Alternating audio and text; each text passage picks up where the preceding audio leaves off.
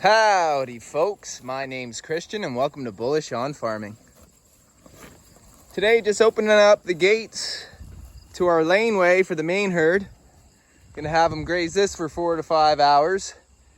And this lane probably goes about 800 yards long. Only about 10 to 15 yards wide, and about 50% of that is grass. And the cattle will be happy to graze it. And we're happy to have them do it. Keep the mower in the garage. That's right, and feed the cattle for the day. So they weren't completely done with that paddock. So they're kind of moseying their way on through here. And well, that's just fine. There's no rush to really get them out here. Once they're out here as a group, I'll close those gates. And because we have a cool overcast day, I'm not too worried about having the cattle without water for a couple of hours to really polish up and go to town on the laneway. And then I'll just swing those gates open and they'll have access to water just a couple hours, no problem. And they'll probably finish the night in that paddock and move in the morning, or I might move them along. I gotta see once I get in there. Actually, before I move in too quick, I do want to take a look at our calves here. This one born in May, looking good. That's a 5-month-old calf. We run straight Angus here. For those of you who haven't seen previous videos, take a look at this calf here. This one was born in May also. Take a look at the gut on it. So what are we talking here? Actually, this was April. So April, May, June, July, August, September. Okay, we're September 20th today. And I don't know exactly when that calf was born, probably mid-April. So we'll call that 5 months. That's a good looking calf. We got our cattle moving once a day, every day, for the most part. Sometimes we do multi-day paddocks. That's it, girls, come on, woo! Yeah! And so once our calves are birthed in spring, right in May, the beginning of May, we did go a little earlier this year, but we're changing that for next year. Those mums are on pasture, getting the most nutritionally dense diet they can get, eating the top halves of the plant, and keeping them active by moving them daily. Not only is that beneficial to our pastures, which I talk about a lot, but in this video, I want to focus on the benefit it has for your calves, and many of you will know this. But when you're raising your calves right out of the gates with the spring flush, those mums are able to utilize that nutrient-dense vegetation and turn it into high-quality milk. And that nutritional value gets passed on to the calf. And so the calf has the best possible start, in the way that nature designed it at least, when you're doing that. And, you know, we had a couple sickly calves. This is one of them, right here. And you can see its gut doesn't really quite drop as much. And that'll be about a 4-month calf. It's, you know, not like this guy right here. And 50, that was the other sickly calf right there.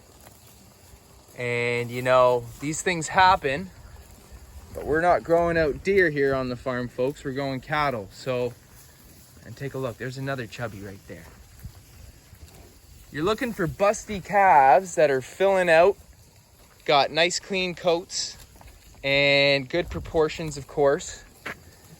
But some people take a look at their calves, don't pay attention too much and say, it's just a calf yet. It'll grow, and that's true.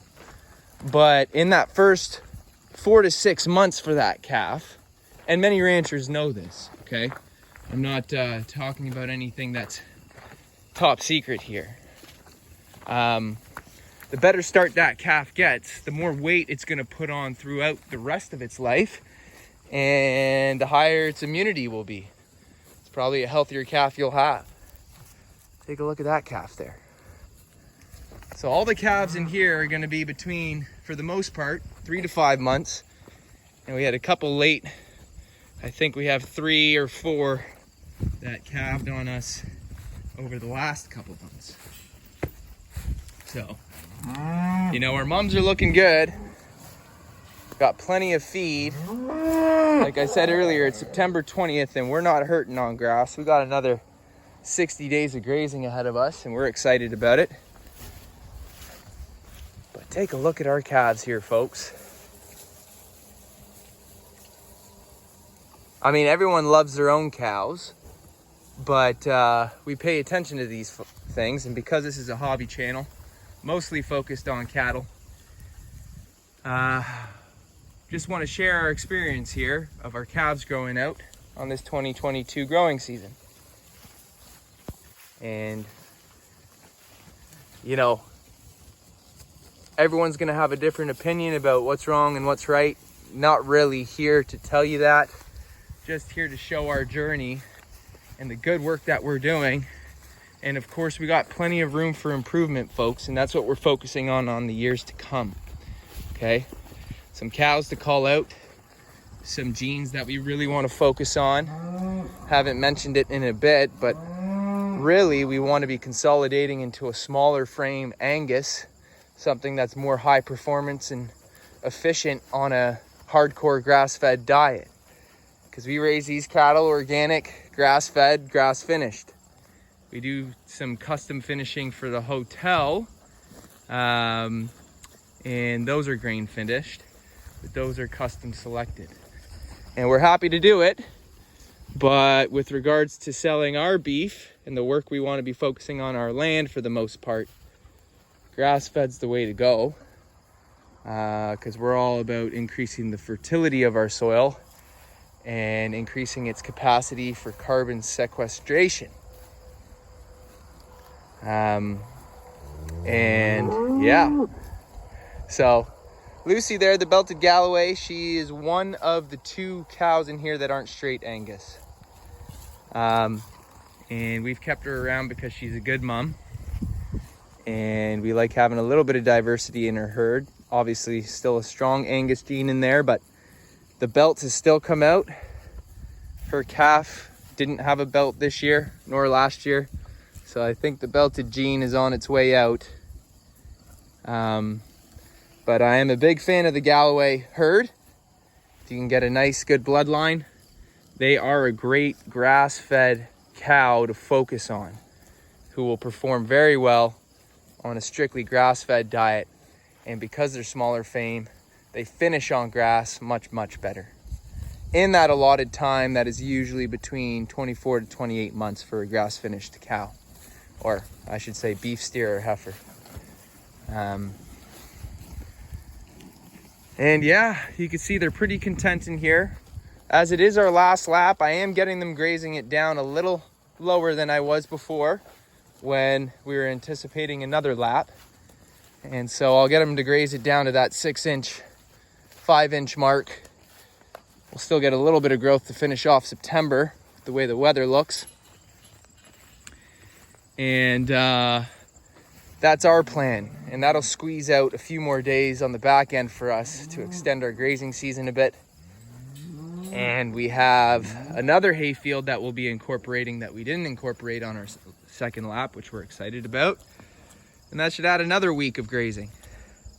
So, you know, extending our grazing season and increasing the fertility of our soil, which will equate higher stocking density in the future, is the goal.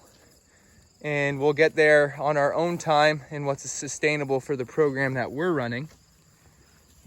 But because we're hardcore grass-fed and want to focus on handling and raising our animals and working our land that way, we're excited about increasing our beef production while decreasing our winter feed costs by extending our grazing season. And when you have an intensive program on the land, you can do that and work towards that. It isn't quite possible if you don't have enough acreage and you don't really have a rest period in place of about 70 days. And so that's just to put it into perspective in a very general manner.